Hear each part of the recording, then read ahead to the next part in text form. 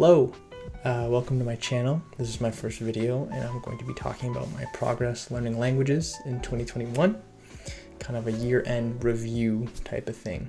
Previously, I've found it very difficult to find the time to learn languages, and I would say that I've never actually been successful in learning a language or even making significant progress towards fluency in a particular language. And so I kind of wanted to make this video to document and maybe talk about some of the reasons why I feel that this time was successful versus other times that I've tried to learn languages. So some of the languages I've tried to learn previously were Swedish, I've tried a little bit of Arabic, a little bit of Persian, and even in second year university I took a Korean class. So I kind of have this interest in learning languages, but I've never really been able to execute. That is until recently. I would say that this interest in languages has led me to learn a lot about learning languages and how to learn them, as well as a lot about maybe particular languages or certain linguistic features of different languages. So the time hasn't been wasted, but I would prefer that time had been used more effectively towards actually learning the languages rather than just learning fun facts about Japanese or whatever it may be.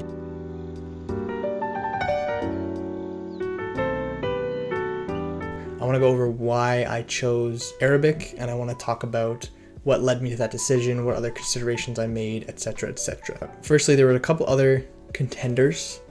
French. I'm Canadian, so French was kind of a no-brainer because that's the second official language of our country. But I've also been compelled to learn French for the last 15 years of my life, so I'm not super motivated to learn French. Arabic, of course, which is the one I ended up choosing, but I did a little bit of an analysis on that, and I thought, I have a lot of friends who speak Arabic, and cons, it's hard, I guess, but learning any foreign language is going to be difficult, so I didn't really weigh that con too heavily. Korean, I already learned the writing system, which is not as complex as you would think, at least as I thought, since they just have a bit of an alphabet rather than these other languages like Japanese or Chinese where you have the thousands and thousands of characters. But ultimately I had only decided to learn Korean because it was the foreign language class that fit the best with my schedule. So I don't really have a great reason to learn Korean. Farsi, I also was thinking about learning Farsi, aka Persian. I decided against that because I actually don't even know that many people who speak Persian, even as somebody who is Persian. So I kind of was leaning away from that. Finally, Vietnamese. And Vietnamese was kind of I have a couple friends who speak Vietnamese. I love the people and the food and the culture, and I think it's really cool, but the tones kind of scared me away. So ultimately I chose Arabic because when I thought about why I wanted to learn languages and wanted to learn a language, I kind of came to the conclusion that while it would be nice to understand native content in my target language, like movies or books, my biggest motivation for learning a foreign language is to be able to connect with people in a conversation one-on-one. So for that reason alone, I chose Arabic. The city where I live, we have a huge Arabic speaking community, and so I felt that that would be the best in terms of my own personal motivations.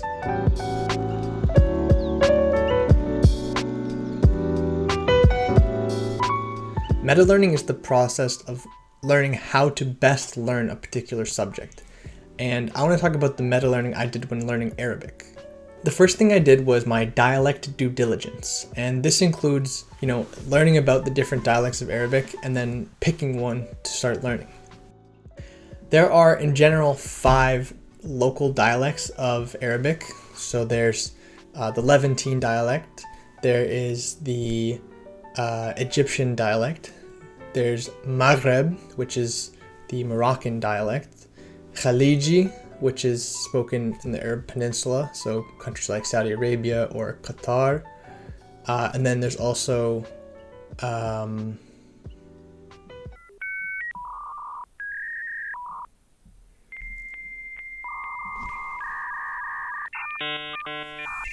Oh, Iraqi. And then there's also what's called Modern Standard Arabic, which is the standard dialect that is spoken across all Arabic speaking countries. News articles are written in this language, and anything written is typically going to be in this language so that it's easily consumable by others. So most people on their day-to-day conversations won't use they won't speak in this modern standard Arabic. A lot of Westerners or just people in general who are going to try to learn Arabic typically start with that because it's the most widely understood. I chose, however, to begin learning by choosing a local dialect of colloquially spoken Arabic. And I made this decision because I felt this is the way that Arabs learn to speak Arabic, because they start off learning their local dialect at home with their family, and then once they start going to school, that's when they start learning the standard dialect. So I wanted to kind of emulate this process a little bit. I thought it'd be cool if I had maybe a Lebanese accent when I went to speak the modern standard Arabic. So that's kind of my thinking there. And then in terms of choosing a local dialect, I re-examined that motivation we talked about earlier. My motivation is not to understand movies, for instance, which if that is your motivation, then I would definitely try learning Egyptian, because Egypt is known for their cinema industry. And I think that that's where you can find the motivation. Then, set yourself up for success. Personally, my biggest motivating factor is being able to converse with people. So I ended up choosing the Levantine dialect specifically. If we're really going to get specific, like northern kind of Lebanese Syrian type dialect, because that's where a lot of people in my city are from. Another aspect of meta learning I want to discuss is resource research. So I had to look into which resources to use to learn Arabic, and I ended up using an app called Mango Languages, which you can probably get free through most libraries. That's how I did it. It's actually like a paid app, but you can get it for free. So that's really, really good resource. And that's kind of how I started. As I kind of progressed, I really shifted away from that, and we'll talk about that later when I start discussing different trends in my language learning. I also was using a Anki flashcard deck, and I was doing about 20 new cards per day.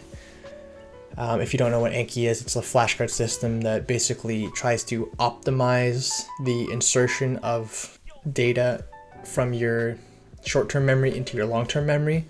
It tries to show you the card right before you forget it, so that your brain is more likely to think that it is something that you're going to need to remember a lot. So then slowly, progressively, it goes from your short-term memory into your long-term memory. I also got this little grammar, it's not a grammar textbook, but I mostly used it for grammar since it's a little bit outdated. It's called Eastern Arabic. It was a pretty old book, published in the 50s or 60s.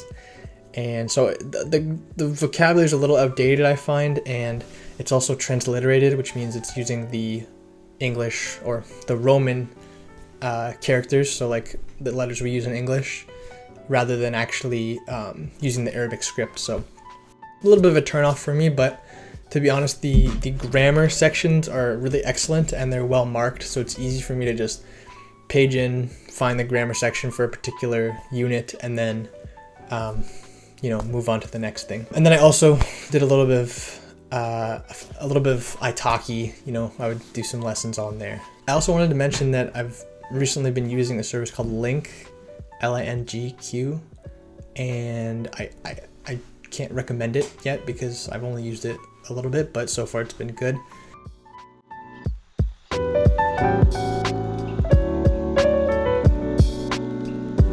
You're probably thinking to yourself now, when do we get to see the juicy breakdown of all the data of all the time you spent learning Arabic? Well, let's talk about it. So around August 23rd, I don't know why I said around, I know it's exactly August 23rd, I started really seriously learning Arabic. So I had just been using the app prior to that, and I logged about 22 hours on the app. And then once I started really learning on August 23rd, I almost didn't use the app at all. And once I had a couple hours under my belt, I think maybe in the 50s or maybe even close to 100, I set myself this goal that I wanted to hit 150 hours by January 1st, 2022, so by the end of the year. And I remember thinking that it seemed achievable, but I didn't, this is still when I hadn't really been too far into it, and I thought, maybe I'm still gonna give up one day again. But alas, I didn't, and I hit my goal, or sort of. We'll talk about that in a second, but I ended up tracking about 140 hours by the end of the year. So I was actually doing really well, and I was on track. It was my last week, and I contracted COVID, so I didn't quite hit my 150 hour goal, but I managed to reach 140, so I'm still pretty proud. And let's talk about how that kind of breaks down. All in all, I studied quite a bit in these different activities, and I wanted to kind of understand how that broke down into time spent learning speaking skills or time spent learning vocabulary. And so I went ahead and I broke it down into, I basically tagged each of these activities with the core competencies of languages that they developed. This graph kind of represents how much time I spent doing the different activities, and you can see it's what you would expect, especially given that if you think about this dialect that I'm learning, it's not written very often, so a lot more listening than reading in terms of input. And then of course, whenever you're starting a language, the most key part is actually learning the words, because at the start you don't even know the basic words, so you can't really build off of that naturally, and you have to kind of grind it away somewhat unnaturally. I'll throw up here a little image that I've seen before. It's kind of I think I saw it on r/language learning, and it was somebody made a little schedule of how long it would take you to reach fluency in which kinds of languages based on certain study schedules, study patterns. So you can check that out if you're interested. You can pause the video. One thing I did notice when I look at in Toggle, the kind of general trend is when I bin the data into weeks, right? It appears almost trimodal. Cool stats word. But what I mean by that is it seems that each time where I was really committing to learning a lot of language stuff and really practicing my Arabic, every time I was getting a lot of good hours in, the next couple weeks would be, school and real life catching up to me and forcing me to come back to reality. So I think that's a good lesson. It really is a time commitment, and you can see how the push and pull of me and my other priorities affected my progress. And then finally, I wanted to show this other graph that I created where, so once I set myself that little goal of getting to 150 hours by the end of the year, I've kind of put here the straight line represents a linear progression to that goal from 22 hours, which is when I stopped using the app. And the squiggly thin line is my actual real-time progress. And so I labeled the places where we saw these lines cross with little red dots because I wanted to kind of talk about the importance of consistency rather than, let's say raw progress, which is to say, it's more important in language learning to be consistent with your practice rather than just doing more of it. Well, doing more of it inconsistently. So if you're studying 7 hours a day, but you only do that once a week versus studying 1 hour every day, I think you'll make a lot more progress studying 1 hour every day. And I also, the second reason I want to show this graph is because it's actually very motivating to me, because I wasn't necessarily doing these kinds of projections throughout my Arabic studying and tracking my progress and in particular how it aligned with that goal I had set for myself. And so when I look back on this and I look at the period of between early October and late November, you know, I see that, and I went behind and I checked out the numbers, but this was a period of 57 days for which I was behind schedule, right? Meaning I wasn't on track to hit that goal if we're looking at, like, you know, doing that minimum linear progression every day or every week, really. And what I think is really motivating about this is that when you're thinking about your short-term goals and you think, oh, like, I wanted to be at this amount of hours or whatever, right? Then it's easy to feel like you're not really getting anywhere. But when I think about this, I think about I was behind schedule for 57 days and I still ended up in relatively the same place. To me, that's like super motivating, because I think that next time I'm demotivated, I can just look at this and I'll be like, oh, you know what? I've only, you know, I've been spinning my wheels for maybe 2 days and I'm feeling sad about it, but it's like, I spent way longer here basically not making any, or making progress, but not hitting my goal, and it paid off in the end, right? So yeah, I just wanted to kind of go through that, show you guys about that, and check it out, the graph, and show you guys how much of a nerd I am to not only go out of my way to study a foreign language, but to go out of my way in turn to track my time and then write some code to generate some graphs of my progress learning that foreign language. So thanks for coming to my video. Hopefully I make other cool videos in the future. And yeah, thanks for watching.